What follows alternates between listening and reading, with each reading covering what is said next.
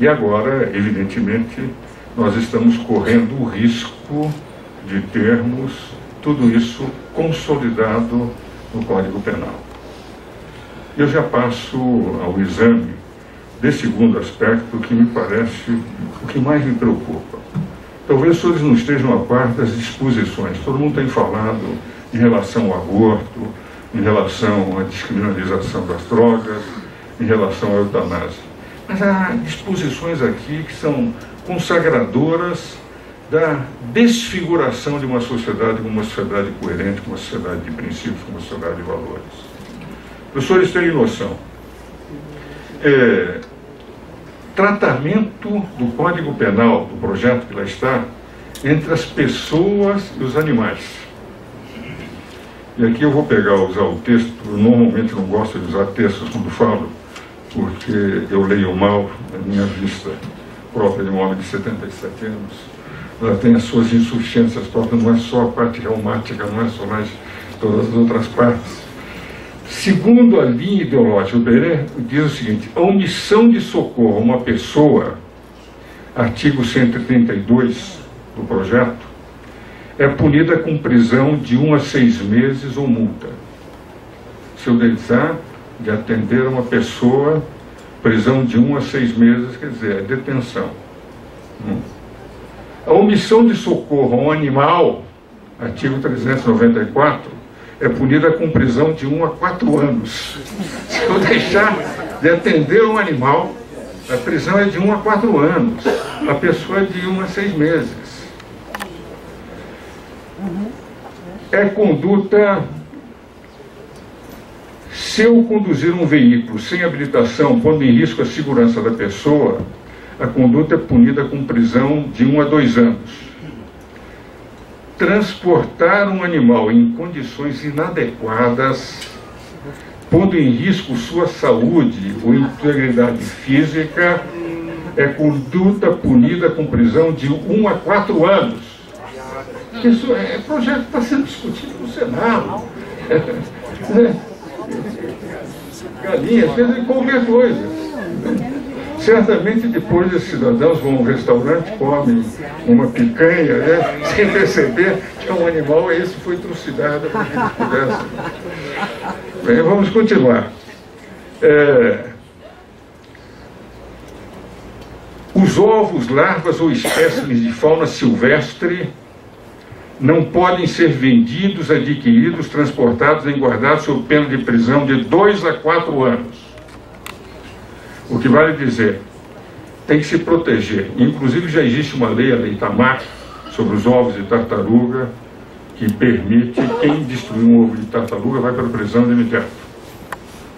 Os embriões humanos podem serem comercializados, submetidos à engenharia genética ou clonados sem qualquer sanção penal, uma vez que ficam revogados esse é o artigo 544, artigos 24 a 29 da Lei de Biossegurança. Quer dizer, eu faço o que bem entender com os embriões humanos. Não posso fazer com larvas, ovos, tudo dos animais. Que é o artigo 544 do Código. Vamos ver o problema de invasão de terras. O terrorismo é criminalizado no artigo 239. Agora, mas há condutas como sequestrar, incendiar, saquear, depredar, explodir, se movidas por propósitos sociais ou reivindicatórios, artigo 209, parágrafo 7º, não há punição nenhuma. Nós estamos numa desorganização completa. Se nós não nos opusermos a esse Código Penal que está aí, nós estamos correndo o risco de isso ser aprovado a toque de caixa e termos, quer dizer, eu acho que é mais grave do que está acontecendo no Supremo, e o Supremo tudo fica pronto, vai se discutir, os ministros mudam, pode se mudar a jurisprudência. Mudar um código é muito mais difícil que o nosso código de 1940. Os invasores de terra são favorecidos uma vez que a simples inversão de posse de bens não caracteriza por si só a consumação do delito, artigo 24. Quer dizer, a simples inversão de posse. Então, eu estou na posse da minha fazenda, alguém entra, passa a estar lá, não está vendo inversão de posse, isso não tem punição nenhuma penal. eu não vou ter as ações de reivindicação, de reintegração de posse. Então os senhores veem o teor e tem a impressão que pouca gente está se percebendo que é um crime contra a nacionalidade que nós estamos colocando. Prostituição infantil, isso é dramático. Atualmente, comete estupro de pessoa vulnerável quem pratica a conjunção carnal com menor de 14 anos, que é o artigo 217 do Código Penal. Agora, o projeto baixa idade só considerado vulnerável a pessoa que tenha até 12 anos. Quer dizer, qualquer relação com uma criança com mais de 12 anos já não haverá chamado estupro presumido.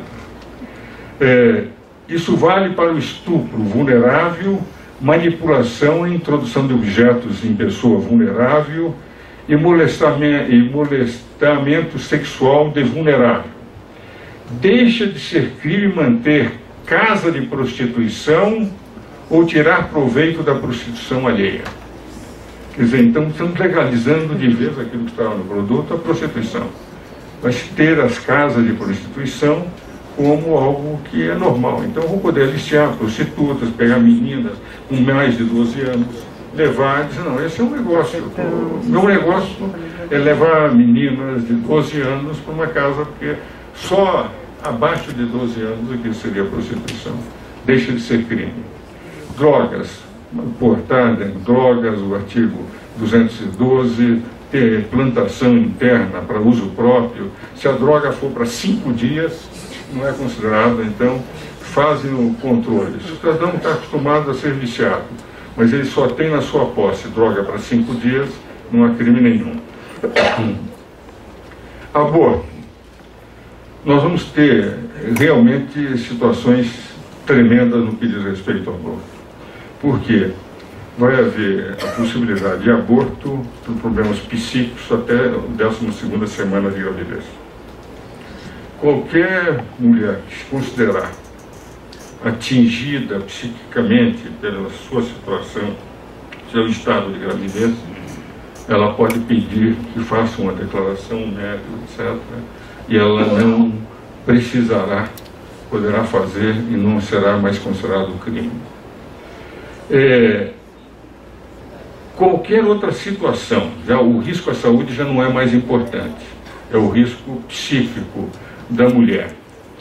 E o que mais impressiona no caso do aborto é que, na prática, em qualquer circunstância não haverá crime de aborto, mesmo depois dos 12 meses, das 12 semanas, se mostrar que naquele momento haveria impossibilidade da pessoa fisicamente continuar com a gravidez. Não é que esteja correndo o risco, ela não é mais a condição psicológica, é a condição de dizer, eu não tenho condição nenhuma de levar. A minha situação, a saúde, a angústia, etc. Então, condição psicológica até 12 semanas para a pessoa dizer que não tem condições de educar a criança. E depois, se não tiver condições a qualquer momento. Eutanásia. Ela poderá se matar por piedade ou compaixão, entende?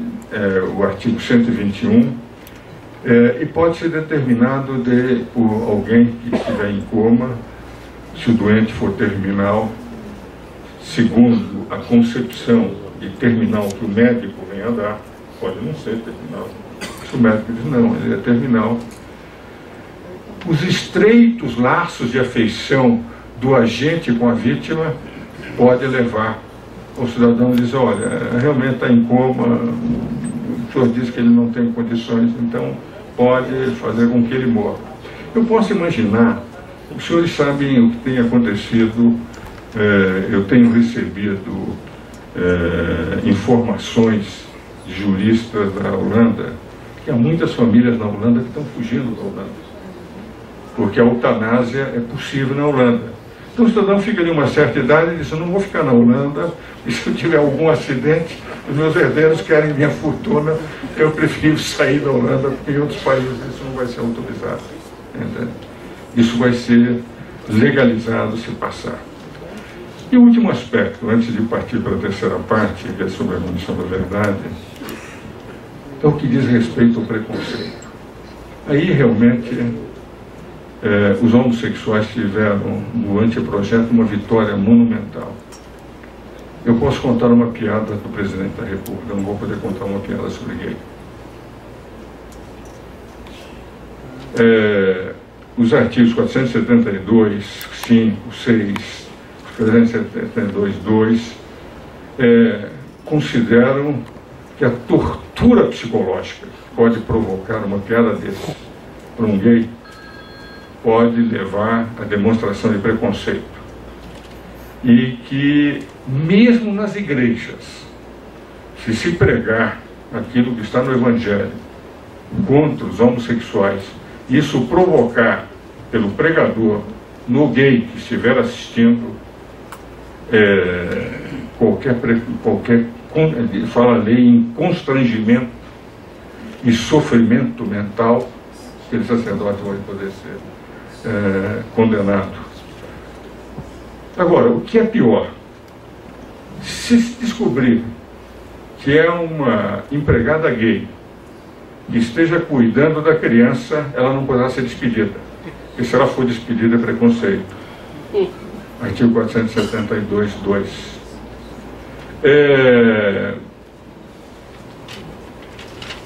Tais crimes são imprescritíveis, inafiançáveis e insuscetíveis de graça ou indulto. Quer dizer, se eu contar uma piada, se tiver constrangimento mental, um crime de assassinato, etc., ele pode ser indultado. Esse cidadão ou essa cidadã que for educadora de uma criança, esse crime será imprescritível e inafiançável. Na verdade, é um preconceito às avessas. Quer dizer, todos nós estamos colocados na sociedade de segunda classe, e haverá uma classe superior, que é dos homossexuais, que não podem sofrer qualquer tipo de constrangimento. E ainda bem que eles não colocaram, por exemplo, do projeto da Marta, que é um projeto que também está paralelamente, que tudo isso foi aproveitado, o projeto da ministra Marta Suplicy, o que diz respeito em relação aos homossexuais, no sentido de que teria que se eliminar o Dia dos Pais e o Dia das Mães para não criar os casais homossexuais com constrangimento, mas está no projeto, para não criar constrangimento para aqueles que, enfim, não são pai nem mãe por processo natural. Ora, tudo isso, na minha opinião, numa tentativa do politicamente correto, está sendo apresentado que a sociedade não sabe e que aparece um outro aspecto, aborto, eutanásia, e ninguém sabe que é um projeto de Código Penal com 544 artigos, que a sociedade não tem conhecimento, que não foi distribuído para ninguém, que as ONGs não têm conhecimento. Então me parece que é extremamente importante, eu tenho procurado em palestras e nos contatos com diversas instituições, escrevam para os senadores. Eu mesmo fui o presidente Sarney, eu presido a União dos Juízes Católicos de São Paulo e com a União dos Juízes Católicos do Rio de Janeiro e do Rio Grande do Sul, nós fizemos uma série de reivindicações e a senadora Maria do Carmo Alves, a conselho do presidente Sarney, ela encampou todas as nossas emendas para serem apresentadas contrárias a esse projeto. E o presidente Sarney nos recebeu muito bem, deu entrevista na TV Senado, ele fez questão de divulgar no Diário do Senado, no dia seguinte, a posição da UJUCASP, da União dos Juristas Católicos, que é constituída de um grupo de grandes juristas. Eu tenho na União dos Juristas Católicos meu vice-presidente, Sr. Paulo de Barros Carvalho, meu tesoureiro, Nelson Neri. Entre os fundadores estão o reitor da Universidade de São Paulo, o reitor da PUC, o presidente do Tribunal Federal da Terceira Região, o Dr. Newton De Luca, o Corregedor-Geral da Justiça, o José Renato Nalini. São 37 juristas com obras publicadas no Brasil e no exterior. Mostrei isso ao presidente Sarney.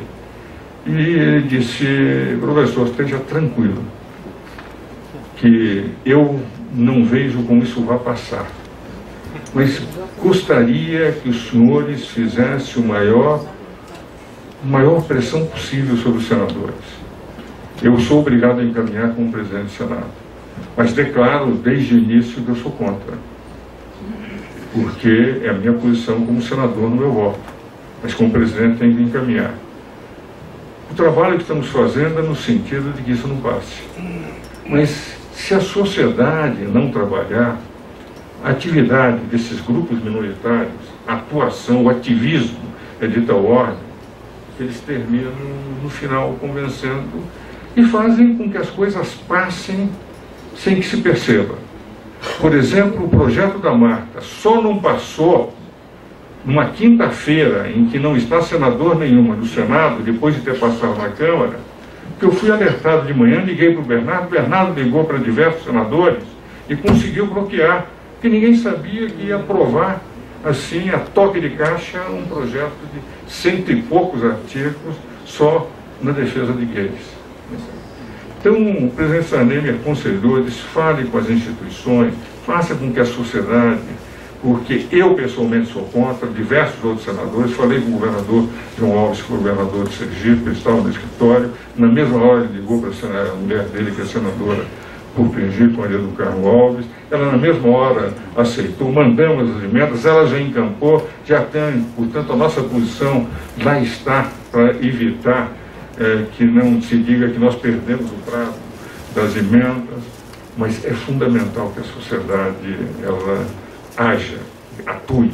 E se não atuar, quando menos se espera, um desses golpes próprios que acontece no Congresso Nacional, quando menos se espera, aprova-se numa série de leis que são aprovadas num dia sem que ninguém examine, isso pode passar.